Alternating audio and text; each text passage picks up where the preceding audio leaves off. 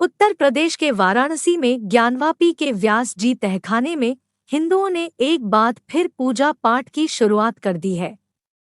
ये तहखाना काशी विश्वनाथ मंदिर परिसर के बगल में ही है। वाराणसी कोर्ट ने 31 जनवरी को तहखाने में पूजा करने की अनुमति दी थी। हिंदू पक्ष का दावा है कि सोमनाथ व्यास का परिवार यहां साल 1993 तक पूजा करता रहा है। तत्कालीन मुलायम सिंह यादव सरकार ने दिसंबर 1993 में पूजा पाठ को रुकवा दिया था। ऐसे में उन्हें 30 साल बाद इंसाफ मिला है। तहखाने में हिंदू धर्म के देवी देवताओं की प्राचीन मूर्तियां मौजूद हैं। यहाँ हम आपको हिंदू और मुस्लिम पक्ष के दावों के आधार पर ज्ञानवापी से जुड़े सभी मामलों के बारे में बता रहे हैं।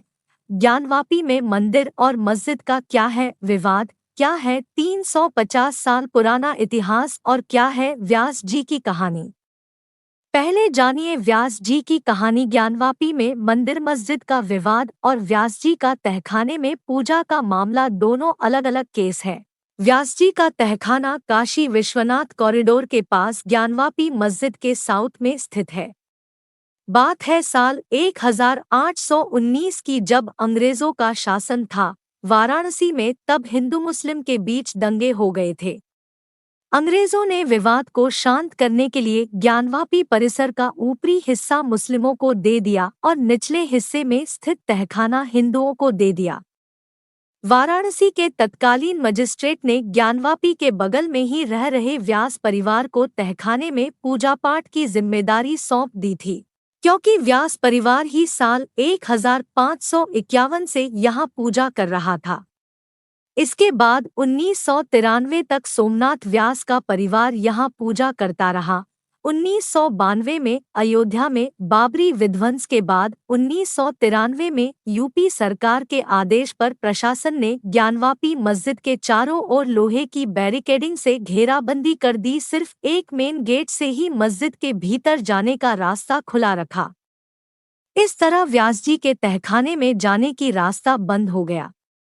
इसके बाद 30 साल तक यहाँ पूजा पाठ नहीं हो सकी। 2022 में जब अदालत ने ज्ञानवापी के सर्वे का आदेश दिया, तब सोमनाथ व्यास जी के परिवार के एक सदस्य शैलेंद्र कुमार पाठक ने याचिका दायर की और तहखाने में दोबारा पूजा अर्चना का अधिकार मांगा।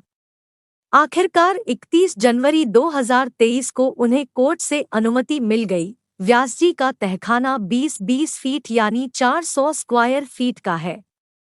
इसकी ऊंचाई लगभग 7 फीट है।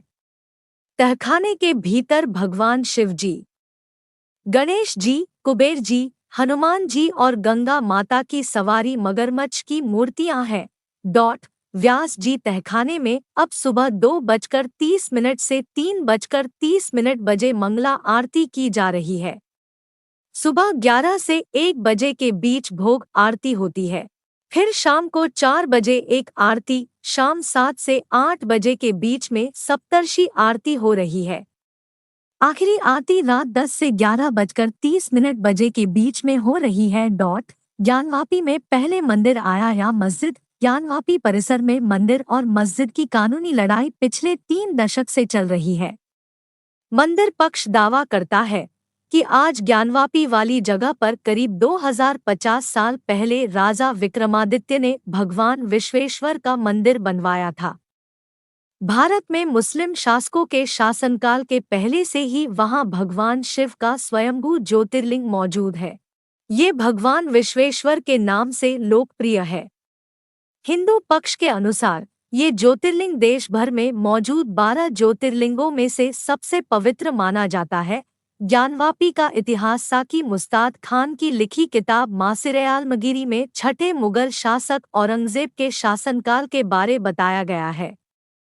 इसी किताब के आधार पर मंदिर पक्ष दावा करता है कि औरंगजेब के शासनकाल में भगवान विश्वेश्वर का मंदिर तोड़कर उसी स्थान पर ज्ञानवापी मस्जिद का निर्माण करा दिया गया। साकी मुस्ताद खान की किताब में लिखा है कि 18 अप्रैल 1669 को सम्राट औरंगजेब को एक गलत सूचना मिलती है। उनको बताया जाता है कि ठट्टा, मुल्तान और बनारस में कुछ ब्राह्मण मुसलमानों को शैतानी इल्म पढ़ाते हैं। इसके बाद औरंगजेब ने ऐसे सभी स्कूलों और मंदिरों को ध्वस्त कर दिए जाने का आदेश दिया। साथ ही औरंगजेब ने मूर्ति पूजा करने पर भी पूरी तरह से प्रतिबंध लगा दिया। औरंगजेब के आदेश पर शाही अधिकारियों ने ज्ञानवापी परिसर में मौजूद आदि विश्वेश्वर का मंदिर नष्ट कर दिया। मुस्लिम पक्ष का दावा। इस पर मस्जिद पक्ष दावा करता है कि 1669 में किसी के भी आदेश पर कोई मंदिर नहीं तोड़ा गया था। ज्ञानवापी परिसर में मस्जिद अंजुमन इंतजामिया मसाजिद के कब्जे में ही रही। ज्ञानवापी मस्जिद का प्रबंधन अंजुमन इंतजामिया मसाजिद के अलावा किसी दूसरे व्यक्ति या संस्था के कब्जे में नहीं था। अदालत में मस्जिद पक्ष सवाल करते हुए कहता है कि जिस आधार पर हिंदू पक्ष मंदिर को तोड़े जाने का दावा करता है, क्या वो किताबें भारत सरकार या उत्तर प्रदेश सरकार के राजपत्र हैं? 350 साल पहले किसी ने क्या लिखा, क्यों लिखा, उसके पीछे कई कारण हो सकते हैं, जैसे कि लेखक का झुकाव। हम केवल सरकारी अधिसूचनाओं पर ही भरोसा कर सकते हैं। मस्जिद पक्ष ने कहा कि उनके लिए कट ऑफ डेट 15 अगस्त 1947 है। 300, 700 या 1500 साल पुराना इतिहास देखने का कोई मतलब नहीं। मस्जिद पक्ष ने ज्ञानवापी परिसर को अपनी संपत्ति साबित करने के लिए सरकारी रिकॉर्ड्स में मौजूद खसरा खतौनी पेश की। उन नक्शों को ही अपने पक्ष में अहम सबूत मानता है। मस्जिद कमेटी ने अदालत में पेश जवाब में कहा है कि प्लॉट नंबर 9130 पर बने ढांचे का नाम आलमगिरी या ज्ञानवापी है। ये ढांचा पिछले 1000 साल से भी ज्यादा पुराना है और तब से यहाँ रोजाना मुसलमान नमाज अदा कर रहे हैं। ज्ञानवापी नाम कैसे पड़ा? ज्ञानवापी परिसर में एक प्राचीन कुआं है। मंदिर पक्ष का कहना है कि सतयुग में उस कुएं को खुद भगवान शिव शंकर ने अपने त्रिशूल से बनाया था। इस कुएं का नाम ज्ञानवापी रखा गया और फिर बाद में इसी नाम से पूरे परिसर को जाना जाने लगा। ज्ञानवापी मामले पर अदालत में कितने केस? ज्ञानवापी परिसर से जुड़े अलग अलग अदालतों में 20 से ज्यादा मुकदमे चल रहे हैं। बनारस की जिला अदालत में सबसे पहला केस साल 1991 में एडवोकेट विजय शंकर रस्तोगी ने दायर किया। दूसरा केस जनवरी 2023 में मान बहादुर और अनुपम द्विवेदी ने मिलकर दायर किया था। याचिकाकर्ता शंकर रस्तोगी ने इतिहासकारों के लेख, धार्मिक ग्रंथ और नक्शों के आधार पर दावा किया है कि प्लॉट नंबर 9130 की लगभग 1 बीघा, प्लॉट नंबर 9131 की 9 बिस्वा और प्लॉट नंबर 9132 की 6 धुर जमीन पर भगवान आदि विश्वेश्वर का मंदिर है।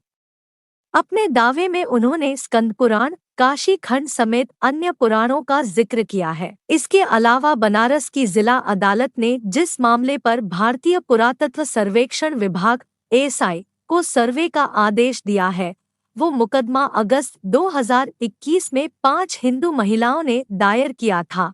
ये 5 महिलाएं हैं राखी सिंह, लक्ष्मी देवी, सीता साहू, मंजू व्यास और रेखा पाठक। याचिकाकर्ताओं ने ज्ञानवापी परिसर को काशी विश्वनाथ मंदिर का ही हिस्सा बताया और यहाँ मां श्रृंगार गौरी की पूजा करने की इजाजत मांगी। इसके बाद अदालत ने सर्वे किए जाने का आदेश दिया। एएसआई सर्वे में क्या क्या मिला? ज्ञानवापी परिसर में 14 मई 2022 को सर्वे का शुरू हुआ।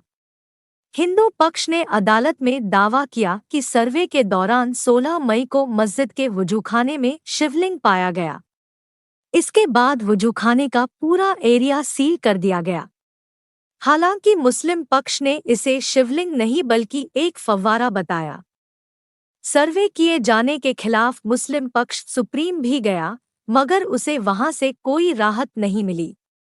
सुप्रीम कोर्ट ने निर्देश दिया कि एएसआई ऐसे तरीके से सर्वे करे ताकि कोई टूट-फूट न हो। केंद्र सरकार ने आश्वासन दिया है कि बिना खुदाई और बिना तोड़-फोड़ के सर्वे किया जाएगा। आखिरकार एएसआई ने 839 पेज की अपनी रिपोर्ट अदालत को सौंप दी है। सर्वे में एएसआई ने बहुत बड़ा दावा किया है। उनका दावा है कि ज्ञानवापी परिसर में पहले मंदिर था और मंदिर को तोड़कर मस्जिद का निर्माण किया गया। अपनी रिपोर्ट में एएसआई ने कई सबूत भी पेश किए हैं।